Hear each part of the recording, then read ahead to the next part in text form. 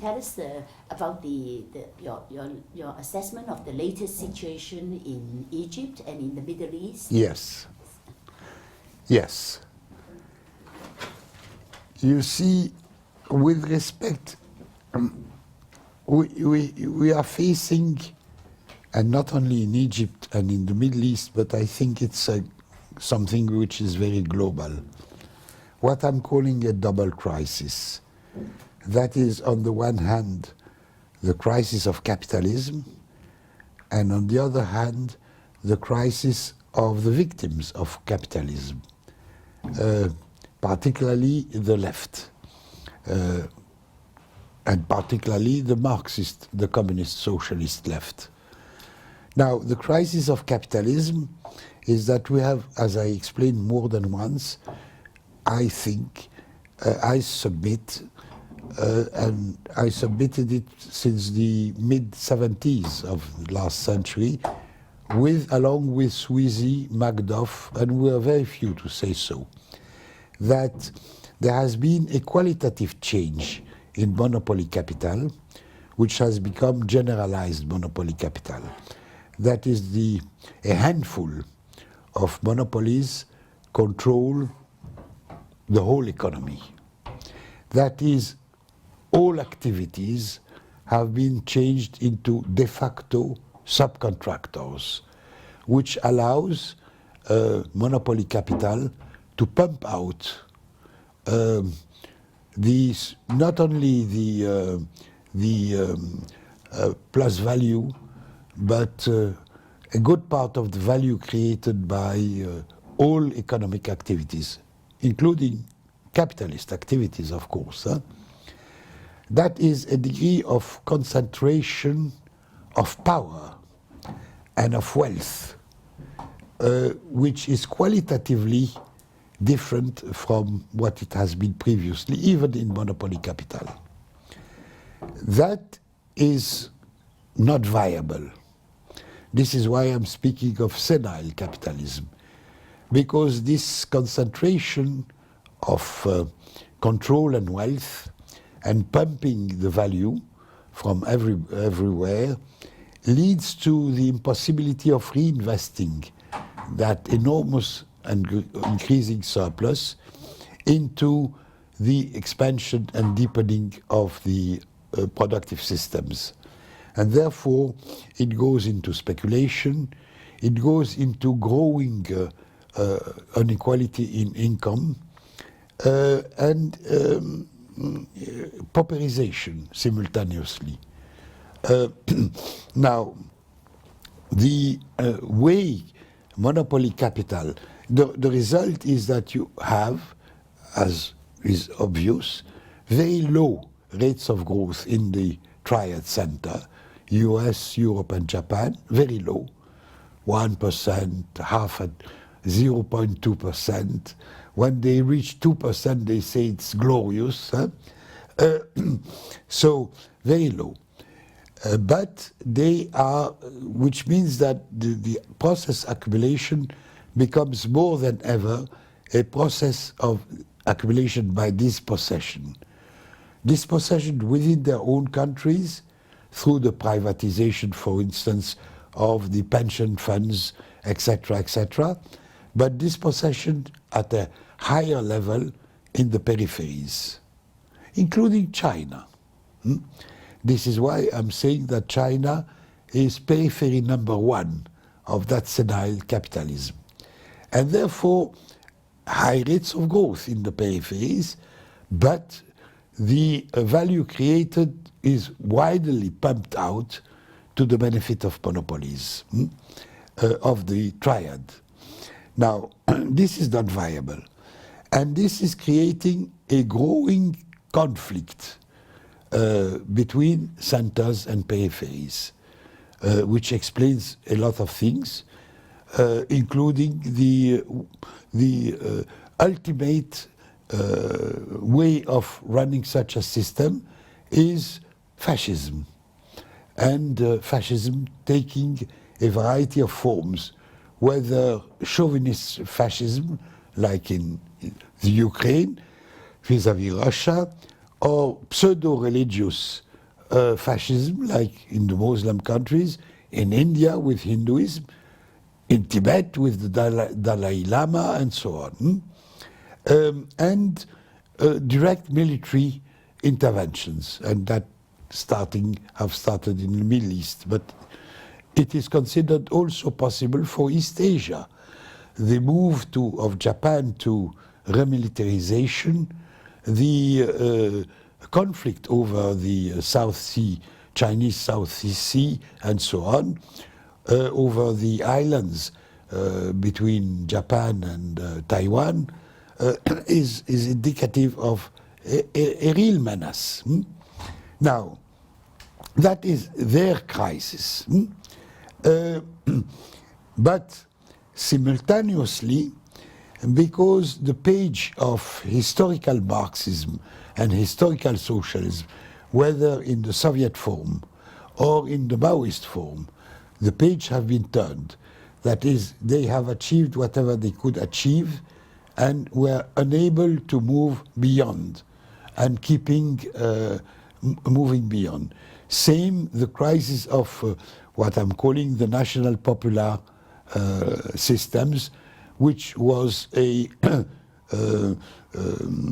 inspired by socialism, but without being socialist, of national independence radical systems, like in the Arab countries, Naserian system, the Ba'ath of Iraq and Syria, Algeria of Boumediene, and many more or less similar systems in Africa and in West Asia, including in Southeast Asia, with a rightist form of national independence, Malaysia, Thailand, basically, much less Indonesia, and much less also the Philippines. Now, this growing, the victims are, you see, you have two patterns. I need a piece of paper to show that, but you may use it then after. You know, yeah, you know, you have two patterns of growth. That is the average growth. The average growth. Average growth. It can be associated with, for part of the population, higher growth, getting wealthier, and for the other, lower growth, but still growth. That is the Chinese model. That is, everybody, or almost, is benefiting. But some are very little benefits, and some enormous benefits. But the average is high. You have the other pattern, which is the Western pattern, US, Europe, and Japan. Low growth, instead of that. But with higher growth for a minority and decreasing for the majority. That is pauperization. This is the model, this is China. This is the model of both the US, Europe, and Japan, on the one hand, but also the rest of the South, except China, Vietnam, and Cuba. Now, this is bearable, because in spite of, and this is why China enjoys a degree of stability, because even if there are growing inequalities, this is why I'm saying that the Gini coefficient doesn't mean anything. You have growing inequality, but nobody or few are really losing. And those who are benefiting are the majority, even if the benefits are very limited. That is totally unbearable. Totally unbearable. For the US, the decrease, the pauperization is visible, but it is a minority. not a negligible minority. It might become 30%, but still, it is those 30% who move to fascism because they are in despair. But in countries of the South, particularly, for instance, the Middle East countries like North Africa and Middle countries, Algeria, Egypt, Syria, before the big mess, Iraq before the big mess, the decrease was enormous. And that led to explosions. Explosions. Now, to take the example of Egypt, on the 25th of January, we had on the streets 15 million people. And this is a true figure, 15 million people, which means Maidan in Kiev was a drop in the ocean, 100,000 people, and blah, blah, blah, blah. And 100,000 people brought by car, paid, buses and paid and fed and so on. In Egypt we had 15 million peoples, the barefooted, poor, without food, without transport, coming by themselves on the streets. Fortunately, the communists also were spontaneously there. Spontaneously. And also a good part of the middle classes. Let's say democratic middle classes, even if they had not so much suffered. They had suffered, but not to the same degree. That broke down Mubarak. But this enormous, gigantic demonstration had no program, had no strategy, had no organization. I wouldn't say it was absolutely, it's never absolutely, totally spontaneously. There are many small leaders, particularly young people, and particularly young people who have gone through higher education and have no jobs, but no big organization. And that led to the military could capture this victory by being clever. Instead of associating themselves to the repression, they said, no, we are with you. You are right. But capturing the victory. Now, then the Americans imposed the so-called elections. And the so-called elections, these elections were very fastly prepared. And billions of dollars from the Gulf countries to the Muslim Brotherhood, supported by the Americans. At that point in time, there was a candidate of the left, Hamdin Sabahi. At the election, he got 5 million votes, or almost. As much as Morsi, 5 million votes. And it is being said that certainly he got more than Morsi. The Egyptian Constitutional Committee did not say a word. It's the US Embassy which said Morsi have won. And the Muslim Brotherhood were put in exercise. What is interesting and is that, you know, the 5 million votes for Hamdin are not equal to the 5 billion votes for Morsi. Because the 5 billion votes for Hamdin are the minority, but the active minority, the minority which is able to draw the majorities, because they are the only one who had semi-program, I wouldn't say total, who had the correct general slogans, 3 slogans: national independence, We're a country with 5,000 years of history. We cannot accept being dependent on whatever, on whomever. Second, social justice. Well, it's elastic.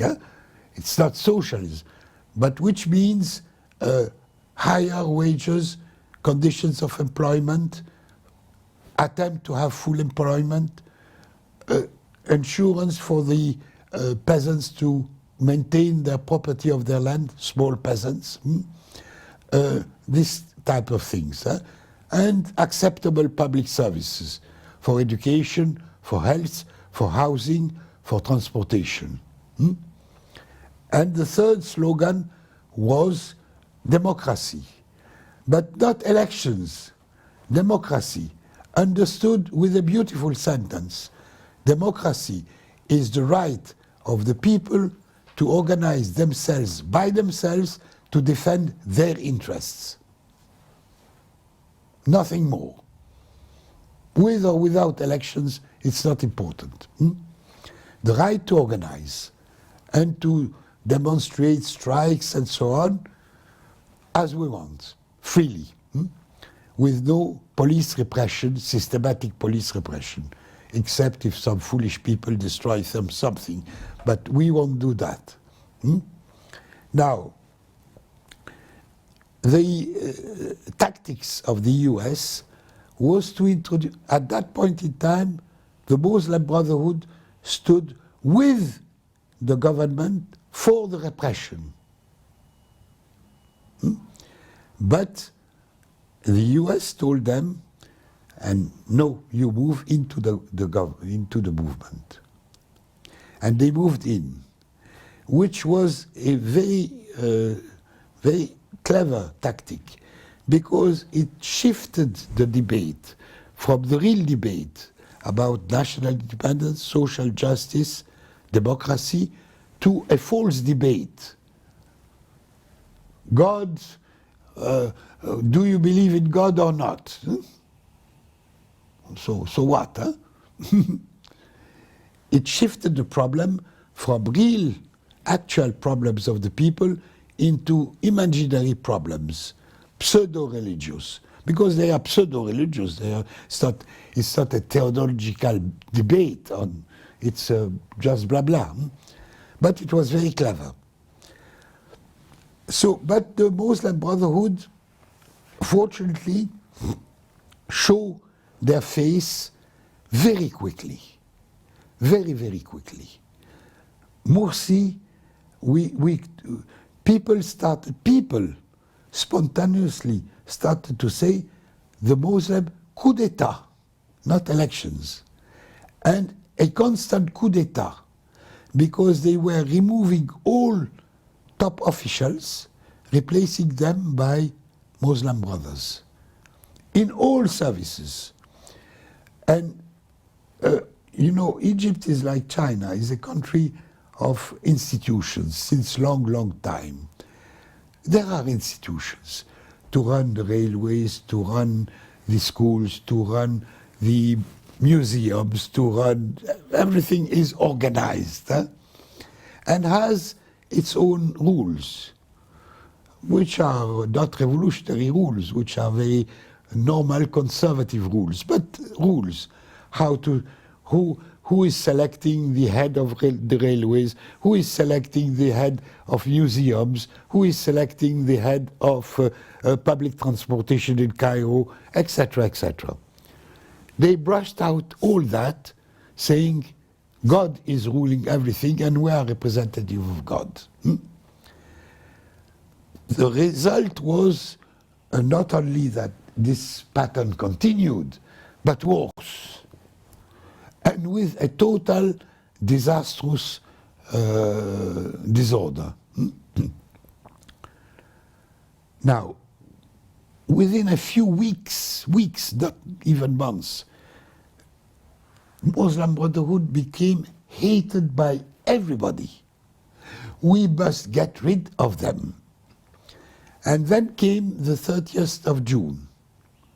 This time, it was 30 million people on the streets, twice more than to get rid of Mubarak, twice more.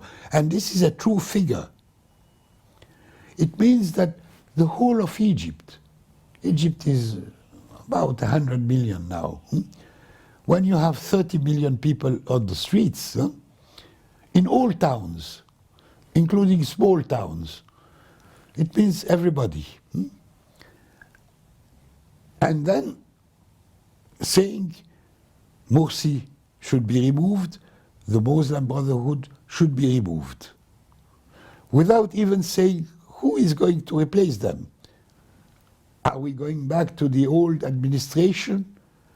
Yeah, immediately yes, the old people come back. And then we'll see what to do with them.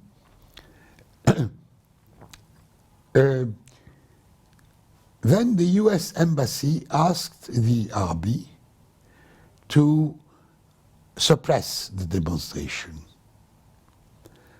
And Sisi, who had made a coup d'etat within the army, the old man, Tantawi, who was a 100% US man, had been removed by Sisi, a younger officer, saying that Tantawi is too old, and went on and he put it on retreat.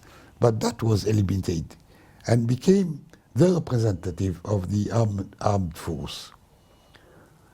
And the Americans asked him to repress.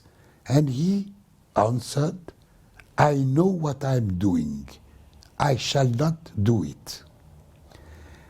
He was very clever, because he came on the TV and he said to the 30 million people on the street, I am with you. The armed force are with you. We are removing Morsi. And they arrested Morsi.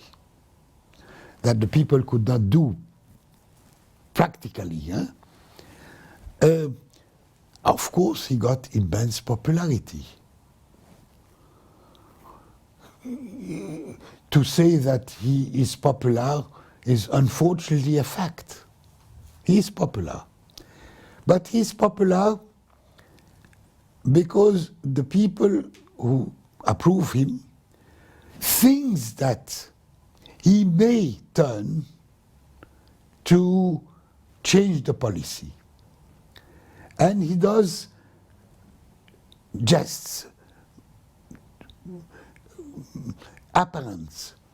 For instance, he published his photo with the photo of Nasser. He things of that kind. For the naive people to believe, oh, he's going to make drastic reforms. He's not. He is prisoner of the army who has been totally corrupted by the US. And therefore, his margin of maneuver is very, very limited. Now, that is what happened in Egypt. We are at that point where there is continuous strikes, small demonstrations, but not yet big demonstrations because of that popularity. But the people continue struggling because they see their conditions are continuing to be the same. And there is no sign of changing policy. That is Egypt. In Tunisia, it was more or less the same at the beginning. That is an explosion, and even 1 month before Egypt, against the dictatorship of Ben Ali. But it was an explosion guided basically, fundamentally, by the democratic middle classes against dictatorship, without questioning the economic policy, the neoliberal economic policy. That's the difference with Egypt. Now, the tactics of the French in that case, but similar to the Americans, was the same. Introduce the Muslims, Nahda, which is the Muslim Brotherhood branch of Tunisia, which also shifted the problem from discussing democracy, eventually economic policy, into re-Islamizing the state. What does it mean? So, there were elections and series of elections which have led to the most curious government in the world. A government which all representatives of all parties, from the extreme right to the extreme left, are members. There are communists, there are the equivalent of Syrian, national populist nationalists, there are the traditional right, the comprador, the bourgeoisie, the ruling class, there are the Muslim Brotherhood. Such a government is zero acting, doesn't do anything. Now, it is saluted by the Western media as a democratic progress. More and more people in Tunisia say it's not democratic progress, it's zero. Tunisia and Egypt, the Western powers, including the US, including the CIA, were a little surprised. They thought that Ben Ali, Mubarak were stable regimes. They were wrong, but they were surprised. And they have learned from this lesson that there are similar situations elsewhere in the Arab countries, particularly in Syria, and we should take the initiative, not wait until the people demonstrate. Take the initiative. They chose Libya to test their policy, which was in Libya, there were no popular demonstration against Gaddafi. It started with a small demonstration in Benghazi, which immediately made two things. One, had weapons, curious. Second, used those weapons against the police. They first used the weapons. And third, called immediately NATO to the rescue. And NATO came in the next day. All that was prepared, obviously. The French and the British the next day, and the American the third day. That was prepared. What it has led to is known. It is China of the 30s, warlords. Gaddafi has been assassinated, but they had nobody to replace him, and there was no demand from the people to get rid of Gaddafi, because Gaddafi was using the oil rent in good part for redistribution. So the people were depoliticized, but were not unhappy. So that was, the result was to have ruling warlords with the mess which is continuing, and which was a very good opportunity for the Islamic terrorists to get arms and to move into Niger, Mali, and so on, and menace Algeria. Algeria is menaced, but its army is able to control the boundaries. And therefore, it's difficult to destabilize Algeria. But the weak regimes like Niger and Mali were immediately destabilized. Well, one question, was this result unexpected by the Western powers, and that they thought that they would replace Gaddafi by somebody who would rule in their name, but with a minimal apparent legitimacy and capacity to stabilize. And that was a result which was unexpected? I don't think so. I think they knew that this would lead to chaos, but they have no alternative but chaos in such a pattern.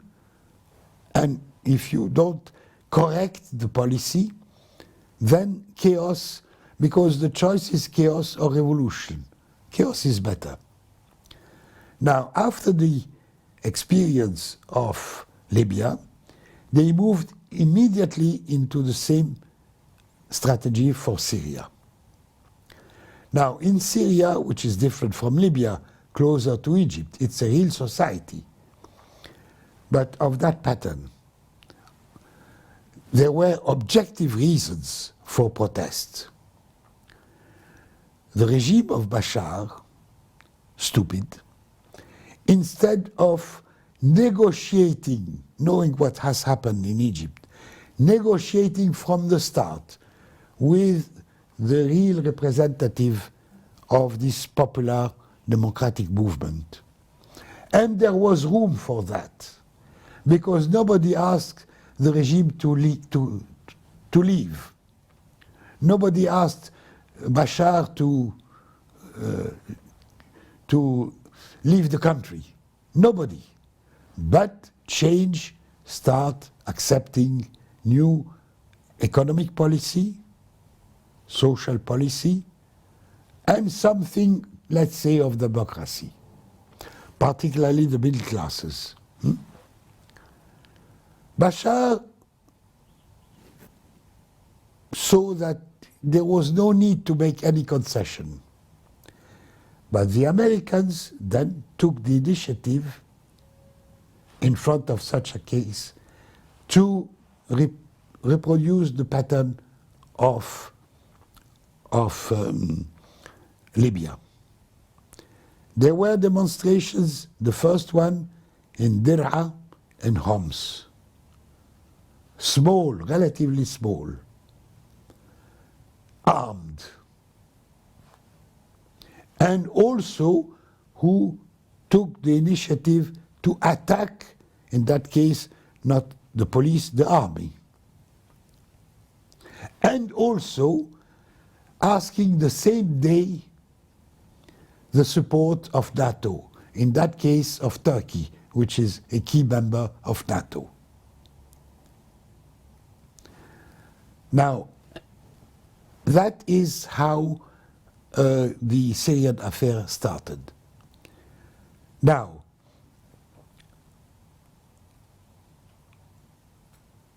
yet the regime was not destroyed. The army standed. The French particularly pretended that the Syrian so-called Liberation Army was going to win. There has never been a Syrian Liberation Army. It's 15 chaps who moved now to Daesh. Nothing. The army did not disintegrate, as in the case of Libya, which is a no country. I mean, it's a very artificial country. It does not disintegrate, but could not also win, because the demonstrators were Islamic Muslim Brotherhood, a little later Daesh, armed by the West and supported by Turkey. Turkey was organizing camps which are not refugee camps, which are camps training people to intervene in Syria and arming them, and etc., etc. to the extent even that in some cases some Turkish officers were killed or taken prisoners by the Syrian army. Now, the Daesh, who was established in northern Iraq, found it that the conditions were favorable to invade eastern and northern Syria in order to get up to the Turkish boundary and be really easily armed and continue. And the West supported that. The so-called Caliph of Daesh was protected by the CIA for 20 years in Iraq. He was one of the most known criminal, and he was never arrested. So you can see the complicity. They got gigantic modern armament, not only tanks, cars, and so on, but anti-aircraft, but sophisticated arms from the Americans. And they invaded. They defeated in their invasion the Syrian army in those parts of the country until having taken over Palmyra recently. Now, it is that which has created the immense outmigration. 4 billion people. They are not migrating because of Bashar al-Assad dictatorship, but because of the friends of the West terrorist dictatorship. The contrary of what the Western media say. Now, we are at that point. It is at that point that Russia decided to intervene. That is to support the counter-attack of the military of the army by providing air force bombing on the terrorist areas. This is approved massively. I can tell you in Egypt, I was recently, last week, 2 weeks ago, approved by all forces, political forces, except the Muslim Brotherhood. And Sisi keeps for that silent, because he doesn't want to be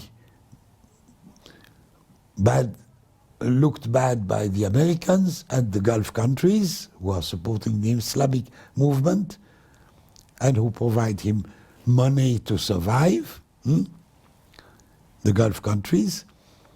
But he doesn't say that he is against the bombing by the Russian. Neutral, silent. Iran, of course, have allowed the how do you call it? Those weapons who go through the sky, the missiles? The missiles to move from the Caspian Sea through Iran, northern Iraq, and strike in Syria. The Prime Minister of Iraq, who is supposed to be a man of the Americans, have said if the Russians offer us to bomb Daesh in northern Iraq, we shall approve it.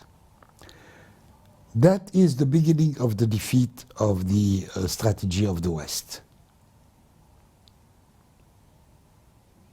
Now, what will come after is really unknown, because it depends on the capacity of the regime, of the masses, to not only to have a vocal alternative, but to have concrete programs and to make the necessary negotiation and concession with the ruling classes, to compel the ruling classes to make concession without perhaps, I mean, there are people who are things, we can have a communist revolution. No, I don't think so.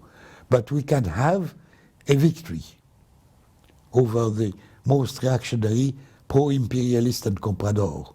A victory. That would be a great thing.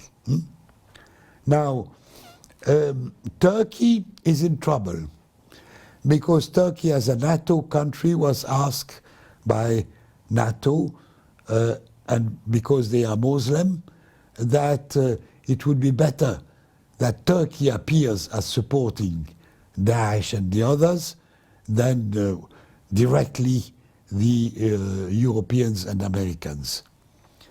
But Turkey is feeling that this strategy might be defeated, and that maybe it is time to negotiate with the regimes and eventually the opposition, the real opposition, popular and democratic, rather than trying to keep the Muslim by all means. So this is one of my paper there. I think that it would be useful to have it in Chinese, because it gives a picture which I think it was, I wrote it in Arabic in Egypt, and it was diffused very widely, including in the major press, parts of it shortened and supported. To the extent that Al-Ahram, which is the official, the major newspaper in the Arab world, give me half a page twice a month to write that. So it shows that they feel that there is something correct in. I avoided saying it's a battle for socialism. No, it's a battle for, yes, in my opinion, I say it in the paper, it is a stage towards socialism, but it is only a stage. That, I think, would be useful to be read by the Chinese and by the Russians. Because the public opinion is politicized, but not enough. It's politicized, I mean, there are two indicators of that. The one which I chose for the title of my paper, "The revolution has not changed the system, but it has changed the people." It's beautiful. And the second fact is that in the past, we used to write on the walls during the night, and the police would brush up during the day. Now we write it during the day, and the police brush it out during the night. It shows a change in the balance of forces, which is very indicative. So I'm not pessimistic, but I'm not optimistic also because our weakness. You see, such a movement, a gigantic popular movement, cannot get victory unless it is organized. And there will be no organization if there is no, I don't want to use the word vanguard, but people who, and more than communists and socialists, but people who come together and put a program, and a real program, not slogans, of necessary immediate reform and possible, without questioning totally neither capitalism nor even neoliberal policies, but good part of it, and operate. And this is very, very, very hard to get. We have not reached, neither in Egypt nor in Tunisia, unless in Syria, to get it. I can give you the example of Egypt. We had a big meeting with the peasants 10 days ago. It was on the 3rd of October in Cairo. Peasants, small, poor and small peasants who are struggling to keep their land, the ownership or renting the land, survival for them, and they fight with enormous courage. They are attacked daily by the private police of the rich peasants and of agribusiness who want their land. They defend themselves by killing those aggressors. The police stands neutral in the battle and then comes to repress them for having killed private police. And there are people killed. Very, very courageous. I said in the meeting, you ought to create your own party of peasants of Egypt. And you have defined it. The landless, the poor, and the middle peasants. And you have yourself said, we don't want the rich because they are our enemies.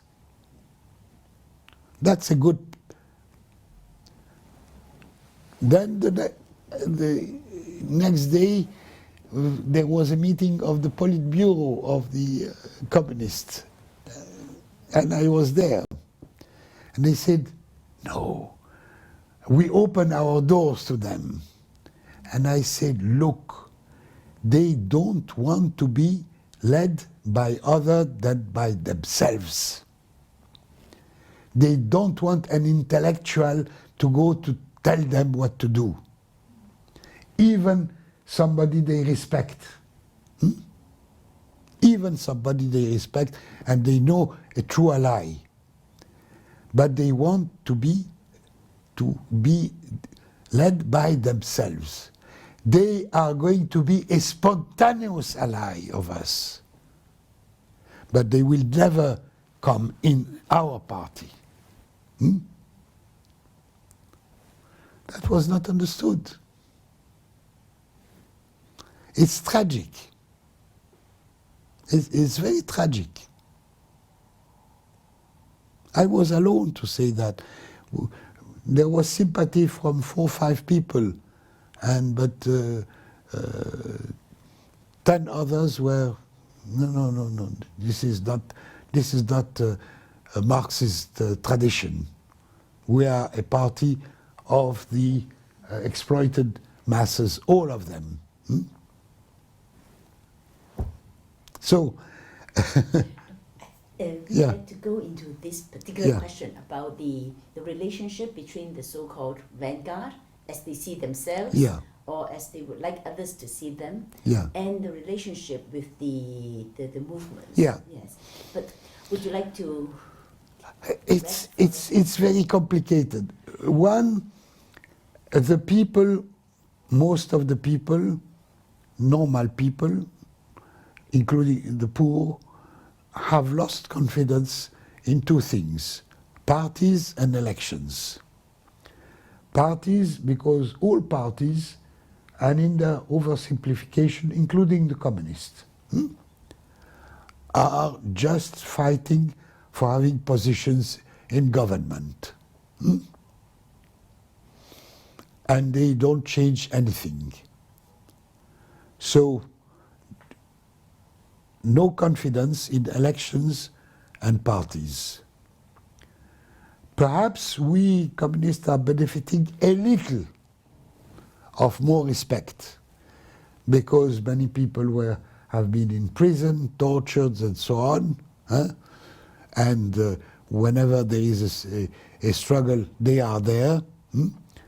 But not more than that. Now the youth. the youth is divided. The youth, there are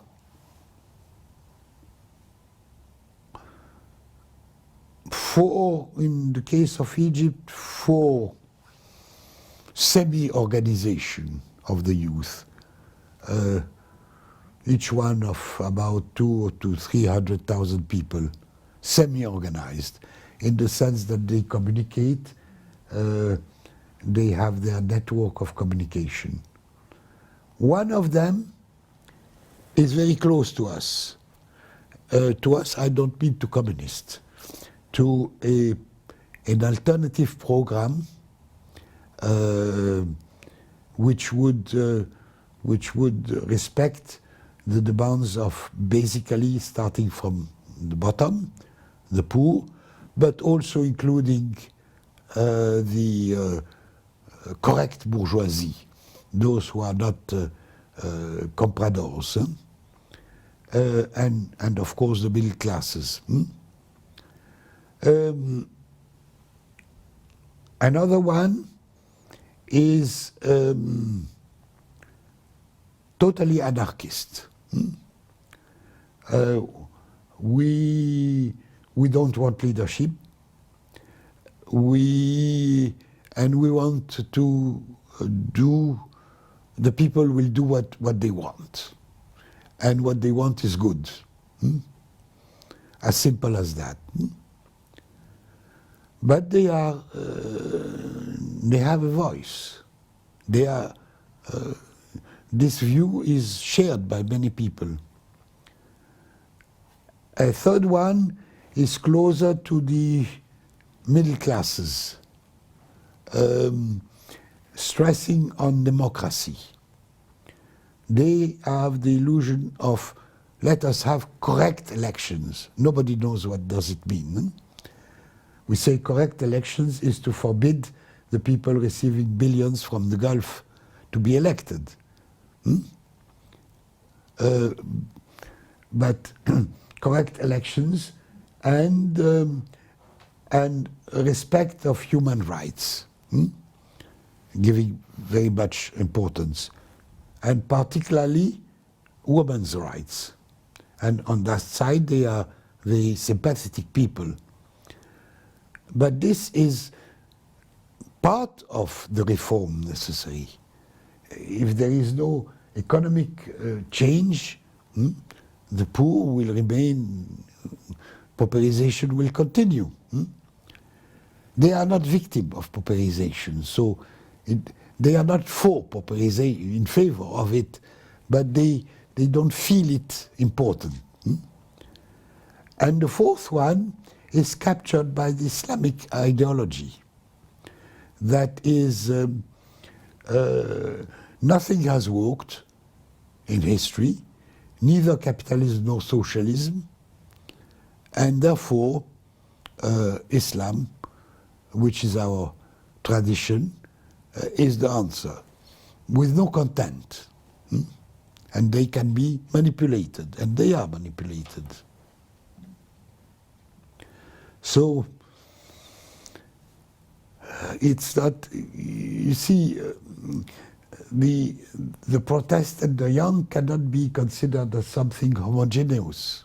Went to US, if not for being engineers or doctors, most of them business schools. Business schools. And then we would like to go away from Egypt when they get the education? As long as they can have this position in Egypt, they would remain in Egypt. Because if they migrate, they will have not very high level. They will be competing with people who are similar qualifications and who are natives of the country and so on. So they don't feel, as long as they can have it at home, they prefer.